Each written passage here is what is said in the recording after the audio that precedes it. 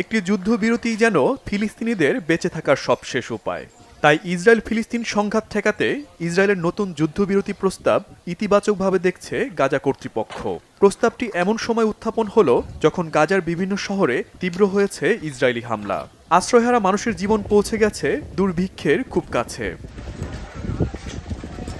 ফিলিস্তিনের উত্তর গাজার জাবালিয়া শরণার্থী শিবির থেকে সেনা প্রত্যাহারের আগে ধ্বংসযজ্ঞ চালিয়েছে ইসরায়েলি সেনারা। শহরটির বেশিরভাগ অংশই ধ্বংসস্তূপে পরিণত হয়েছে। 1000-এর বেশি বাড়িঘর মাটির সঙ্গে মিশিয়ে দেওয়া হয়েছে। ইসরায়েলি সেনা প্রত্যাহারের পর জাবালিয়ায় ফিরতে শুরু করেছে ফিলিস্তিনিরা। ধ্বংসযজ্ঞ দেখে স্তম্ভিত হচ্ছেন তারা। بعد 20 يوم تستنينا نرجع دورنا نقول يا رب 20 দিন পর বাড়ি ফিরেছি, কিন্তু ফিরে এসে কিছুই পাইনি। আর কি পাবো তাও জানি না। তারা আমাদের বাস্তুচ্যুত করেছে, অপমান করেছে, ক্ষুধার্ত রেখেছে। মানুষ কোথায় যাবে? এখানে প্রতিটি বাড়ি ভেঙে গুড়িয়ে দিয়েছে সেনারা।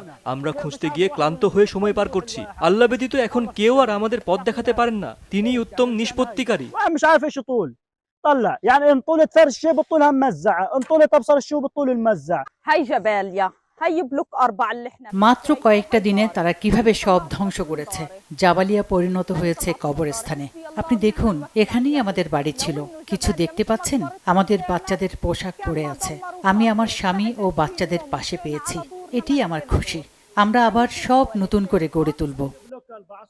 هايو فيش هاي اللي طلعته اواعي اولادي بس জাবালিয়ায় ধ্বংসযজ্ঞ শেষে ইসরায়েলি বাহিনী পরিকল্পনা করছে নতুন অভিযানের। এদিকে গাজায় মানবিক ত্রাণ সরবরাহ কমে আসায় দুর্ভিক্ষ ঠেকানো কঠিন হবে বলে জানিয়েছে জাতিসংঘ। সংস্থাটি বলছে, রাফায় ইসরায়েলি অভিযান শুরুর পর 2/3 ত্রাণ সহায়তা কমেছে।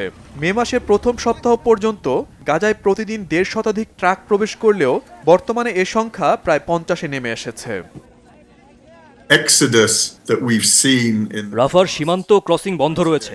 সেখানে বিশ্ব খাদ্য কর্মসূচির বেকারিগুলো জ্বালানি ও পর্যাপ্ত সরবরাহের অভাবে বন্ধ আছে। গেল 7 মে থেকে 20 মে সময়ের মধ্যে একটি ট্রাকও মিশর থেকে রাফার দক্ষিণ করিডোর অতিক্রম করতে পারেনি।